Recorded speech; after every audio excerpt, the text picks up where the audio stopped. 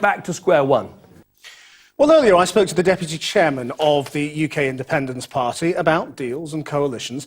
I asked Suzanne Evans if there was a hung parliament, would UKIP vote a minority Labour government down, like the SNP leader Nicola Sturgeon promises to do to a minority Conservative one?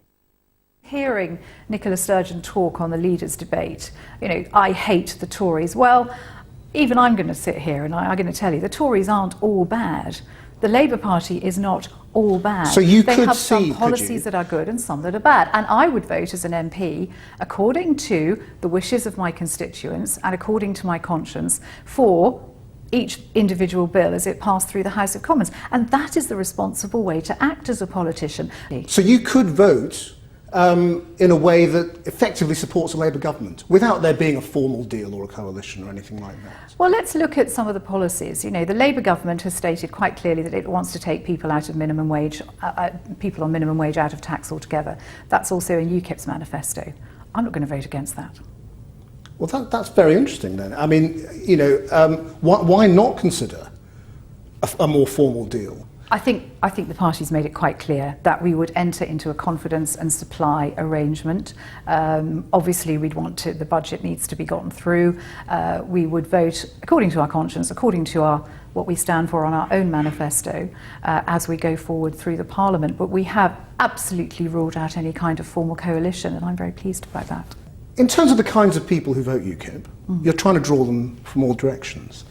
What about the racists, the ones who just want to get rid of the foreigners? Are they welcome to vote UKIP too? Or would you say we don't want your support? Well, I love the way you talk about UKIP in conjunction with racism, because I see a huge amount of racism in the other parties. I started my question saying you are drawing support from everywhere. The question is, do you want those votes? My question to you, Krishnan, is have you asked other party leaders and other party MPs and candidates this question? Have you asked them, do you want people who in the past might have been BNP or National Front or whatever it might be, do you want them to vote for you? I think it's a very unfair question. I'm very happy to ask those. Well, it's not an unfair question. It's about the kinds of people you want to vote for you. Just answer the question. Don't say, why don't you ask? I think it's a very unfair question, Faisal. And what I have consistently said throughout... I'm so sorry. I'm so sorry. I've just been talking to Faisal Islam. That's fine. That's fine. We've been having a nice chat upstairs. He used to work for us. But look, there's no such thing as an unfair question. It's a question you either want to answer or you don't, and I don't see why you don't. Well, I think everybody's vote is private. People go into the ballot box, ballot booth, and they vote for who they want to. Has Nigel Farage got now what it takes, physically, to lead your party? He's now admitted he's on tranquilizers. I don't think he's on tranquilizers. Well, he's on temazepam, He's on some painkillers. I'm sorry, I don't know enough about drugs temazepam is a tranquilizer. Okay. As I see it, Nigel is fighting a very good campaign.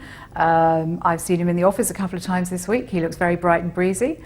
I have no worries about his health. If Nigel's convinced that his health is fine, then his health is fine. A lot of people are talking up you as the next leader. People are very impressed with your performances.